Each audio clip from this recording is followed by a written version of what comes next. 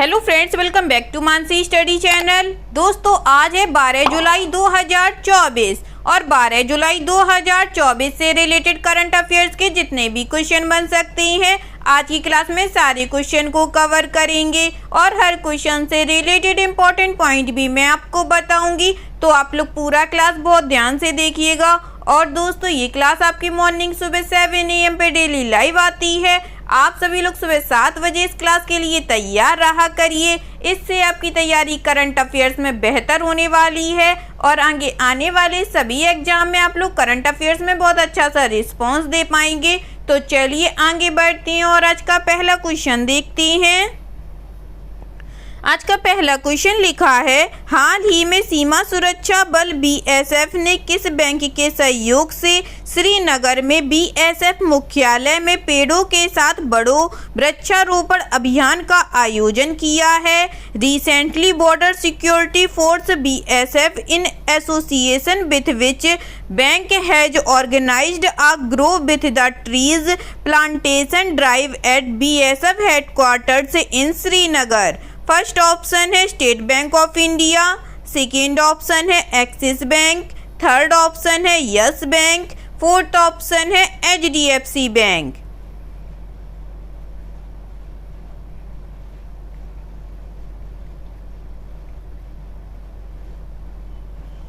जल्दी से बताइएगा फ्रेंड्स, इस क्वेश्चन का राइट आंसर क्या हो जाएगा। इस क्वेश्चन का जो राइट आंसर हो जाएगा फ्रेंड्स, वह है हमारा option number A, state Bank of India. चलिए इस क्वेश्चन से रिलेटेड इंपॉर्टेंट पॉइंटों को पढ़ते हैं। सीमा सुरक्षा बल BSF ने SBI बैंक के सहयोग से श्रीनगर स्थित BSF मुख्यालय में पेड़ों के साथ बढ़े पौधारोपण अभियान का आयोजन किया है। इस पहल से न केवल अधिक टिकाऊ पर्यावरण बनाने में मदद मिलेगी, बल्कि प्रतिभागियों के बीच सामुदायिकता और टीम वर्क की भावना को भी बढ़ावा मिलेगा। वृक्षारोपण का उद्देश्य परिसर को हरा भरा बनाना तथा ग्रह पर ग्लोबल वार्मिंग के कारण होने वाले प्रभाव को कम करना है। ठीक है दोस्तों, चलिए आगे बढ़ते हैं और नेक्स्ट क्वेश्चन देखते हैं। नेक्स्ट क्वेश्चन लिखा है फ्रेंड्स, भारत जनरेटिव AI नवाचारों में 5वें स्थान पर है, जो चीन, अमेरिका, कोरिया, गणराज्य और जापान से पीछे है। भारत ने 2014 से 2023 तक जनरेटिव AI से संबंधित कितने पेटेंट दायर किए हैं? India ranks 5th in generation AI innovation trailing behind China, the US, Republic of Korea and Japan. India has filed how many patents related to generative AI from 2014 to 2023? First option है 38,210, second option है 6,276, third option है 4,155, fourth option है 1,350।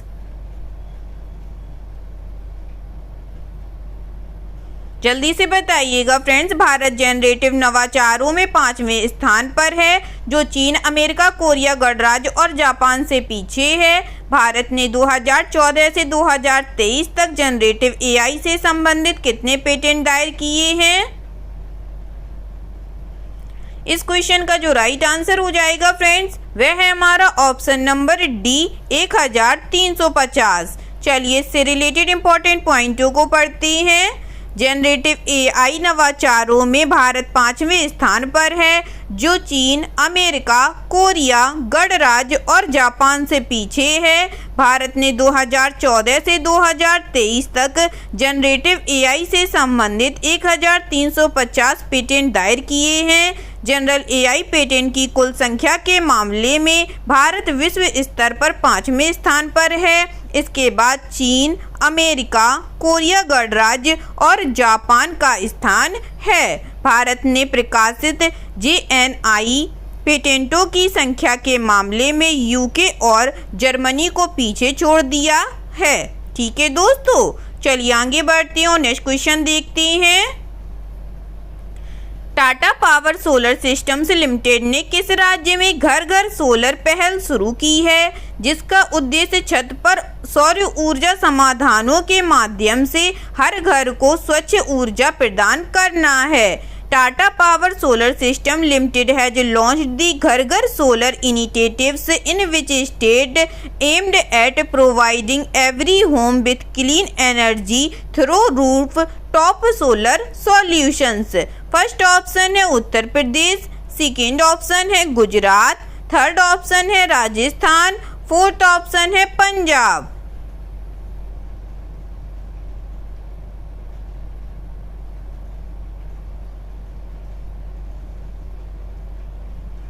जल्दी से बताइएगा friends, इस question का right answer क्या हो जाएगा।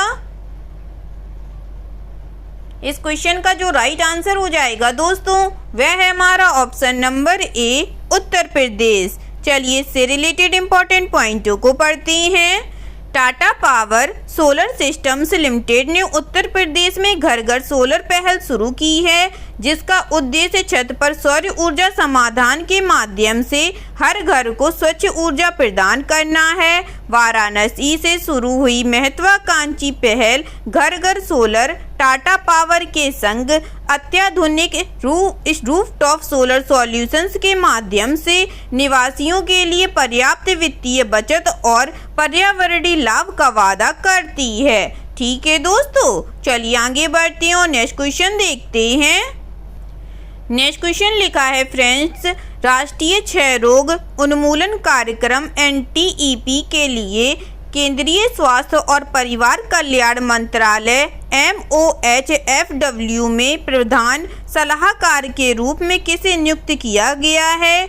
Who has been appointed as the principal advisor at the Union Ministry of Health and Family Welfare for the National tuberculosis elimination programme NTEP।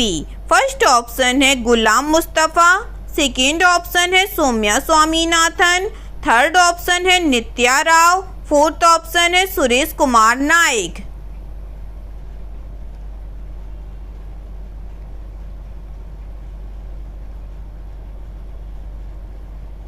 बताइएगा दोस्तों, राष्ट्रीय क्षय रोग उन्मूलन कार्यक्रम के लिए केंद्रीय स्वास्थ्य और परिवार कल्याण मंत्रालय में प्रधान सलाहकार के रूप में किसे नियुक्त किया गया है। इस क्वेश्चन का जो राइट आंसर हो जाएगा फ्रेंड्स, वह है हमारा option number B, Soumya Swaminathan को। चलिए इससे रिलेटेड इंपॉर्टेंट पॉइंटों को पढ़ते हैं। भारतीय चिकित्सा अनुसंधान परिषद की पूर्व महानिदेशक और विश्व स्वास्थ्य संगठन की मुख्य वैज्ञानिक डॉक्टर सौम्या स्वामीनाथन को राष्ट्रीय क्षय रोग उन्मूलन कार्यक्रम के लिए केंद्रीय स्वास्थ्य और परिवार कल्याण मंत्रालय में प्रधान सलाहकार नियुक्त किया गया है। वह स्वास्थ्य एवं परिवार कल्याण मंत्रालय में निःशुल्क आधार पर सेवाएं देंगी। डॉक्टर स्वामीनाथन चेन्नई में रहेंगी, जहां वह MS स्वामीनाथन रिसर्च फाउंडेशन की प्रमुख हैं, जो कृषि और जलवायु परिवर्तन में मुद्दों पर काम करता है। ठीक है दोस्तों, चलिए आगे बढ़ते हैं और नेक्स्ट क्वेश्चन देखते हैं। नेक्स्ट क्वेश्चन लिखा है फ्रेंड्स, निम्नलिखित में से किसने तेल और गैस क्षेत्र में भारत का पहला exchange traded fund ICICI prudential Nifty oil and gas ETF launch किया है। Which of the following has launched the ICICI Prudential Nifty Oil and Gas ETF, India's first exchange traded fund in the oil and gas sector?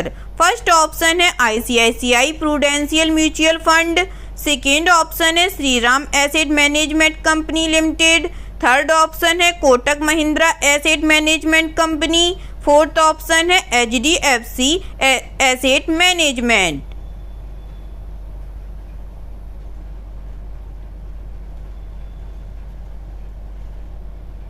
बताइएगा friends इस question का right answer. इस question का जो right answer हो जाएगा दोस्तों, वह है हमारा option number A, ICICI Prudential Mutual fund. चलिए इससे रिलेटेड इंपॉर्टेंट पॉइंटों को पढ़ते हैं। आईसीआईसीआई प्रूडेंशियल म्यूचुअल फंड ने ICICI prudential Nifty oil and gas ETF launch किया है, जो तेल और गैस क्षेत्र में भारत का पहला एक्सचेंज ट्रेडेड फंड है। यह योजना Nifty oil and gas TRI को ट्रैक करेगी, जो एक ऐसा सूचकांक है जो सूचीबद्ध क्षेत्र की कंपनियों के प्रदर्शन को दर्शाता है। यह एक ओपन एंडेड योजना है, जिसका अर्थ है कि निवेशक किसी भी समय अपनी यूनिट भुना सकते हैं। Nifty oil and gas index में नेशनल स्टॉक एक्सचेंज में सूचीबद्ध अधिकतम 15 स्टॉक शामिल हैं। ठीक है दोस्तों, चलिए आगे बढ़ते हैं और नेक्स्ट क्वेश्चन देखते हैं। नेक्स्ट क्वेश्चन लिखा है फ्रेंड्स, भारतीय ऊर्जा एक्सचेंज के अध्यक्ष और प्रबंध निर्देशक के रूप में किसे पुनः नियुक्त किया गया है? Who has been reappointed as the chairman and managing director of Indian Energy Exchange? First option है राजीव गुप्ता, सेकेंड ऑप्शन है रोहित बजाज, थर्ड ऑप्शन है SN गोयल, फोर्थ ऑप्शन है अंशिका गुप्ता।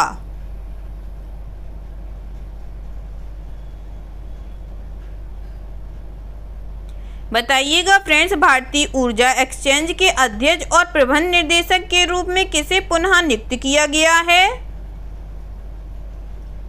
इस क्वेश्चन का जो राइट आंसर हो जाएगा फ्रेंड्स, वह है हमारा option number C SN Goyal को। चलिए इससे रिलेटेड इंपॉर्टेंट पॉइंटों को पढ़ते हैं। IEX बोर्ड ने SN गोयल को CMD के रूप में फिर से नियुक्त किया है। रोहित बजाज को संयुक्त MD के रूप में पदोन्नत किया गया। इंडियन एनर्जी एक्सचेंज बोर्ड ने सत्यनारायण गोयल को पुनः अध्यक्ष एवं प्रबंध निर्देशक नियुक्त करने तथा रोहित बजाज को संयुक्त प्रबंध निर्देशक नियुक्त करने के प्रस्ताव को मंजूरी दे दी है। बोर्ड ने कंपनी के गैर सरकारी स्वतंत्र निर्देशक के रूप में राजीव गुप्ता की नियुक्ति को मंजूरी दे दी है। बोर्ड ने सर्वसम्मति से गोयल को 10 अगस्त से 3 वर्षों के लिए पुनः अध्यक्ष एवं प्रबंध निर्देशक नियुक्त करने पर सहमति व्यक्त की है। ठीक है दोस्तों, चलिए आगे बढ़ते हैं और नेक्स्ट क्वेश्चन देखते हैं। नेक्स्ट क्वेश्चन लिखा है फ्रेंड्स, भारत के पूर्व सलामी बल्लेबाज गौतम गंभीर को भारतीय पुरुष क्रिकेट टीम का मुख्य कोच नियुक्त किया गया है। गौतम को कितने वर्षों के अंत तक टीम की कमान सौंपी गई है? Former Indian opener Gautam Gambhir has been appointed as the head coach of the Indian men's cricket team. Gautam has been given the command of the team till the end of. First option है 2025, second option है 2026, third option है 2027 या fourth option है 2028।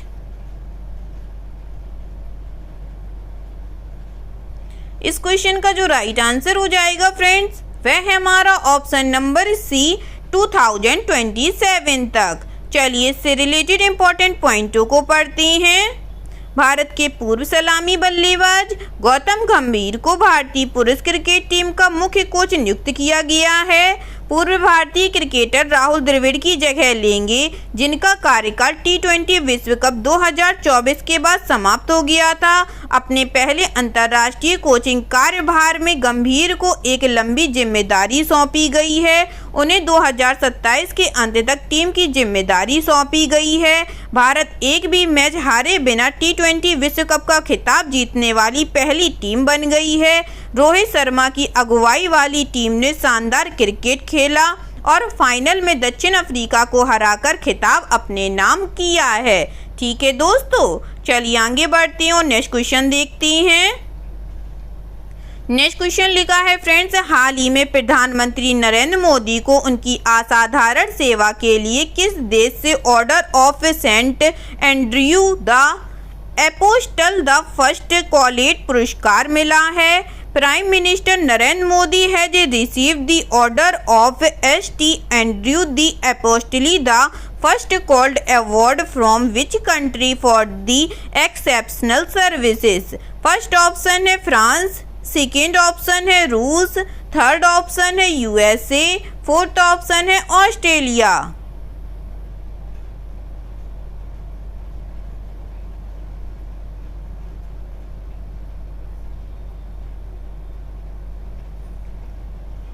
जल्दी से बताइएगा friends इस question का राइट आंसर।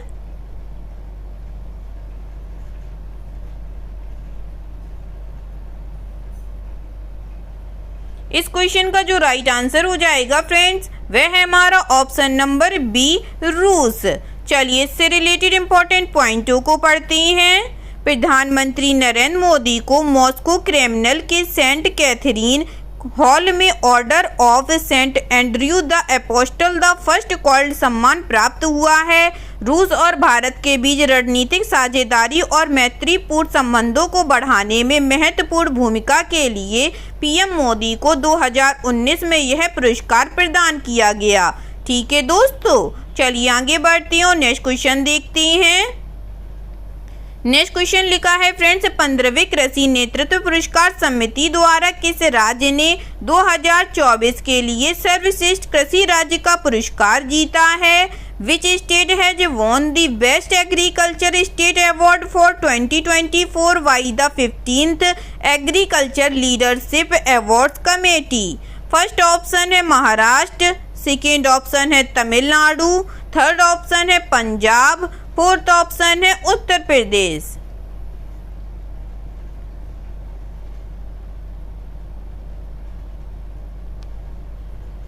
बताइएगा फ्रेंड्स, 15वें कृषि नेतृत्व पुरस्कार समिति द्वारा किस राज्य ने 2024 के लिए सर्वश्रेष्ठ कृषि राज्य का पुरस्कार जीता है? इस क्वेश्चन का जो राइट आंसर हो जाएगा फ्रेंड्स वह है हमारा ऑप्शन नंबर ए, महाराष्ट्र। चलिए इससे रिलेटेड इंपॉर्टेंट पॉइंटों को पढ़ते हैं। महाराष्ट्र ने 2024 के लिए सर्वश्रेष्ठ कृषि राज्य का पुरस्कार जीता है। यह घोषणा भारत के पूर्व मुख्य न्यायाधीश और केरल के राज्यपाल न्यायमूर्ति पी सदाशिवम की अध्यक्षता वाली 15वीं कृषि नेतृत्व पुरस्कार समिति द्वारा की गई है। महाराष्ट्र के मुख्यमंत्री एकनाथ शिंदे ने नई दिल्ली में एक समारोह में यह पुरस्कार प्राप्त किया। महाराष्ट्र को इस पुरस्कार के लिए उसकी नवीन कृषि और ग्रामीण पहलों के लिए चुना गया है। ठीक है दोस्तों, चलिए आगे बढ़ते हैं और आज का लास्ट क्वेश्चन देखते हैं। आज का लास्ट क्वेश्चन लिखा है फ्रेंड्स, क्रोनिक रोग जागरूकता दिवस हर साल किस दिन मनाया जाता है? Chronic disease awareness day is observed every year on which day?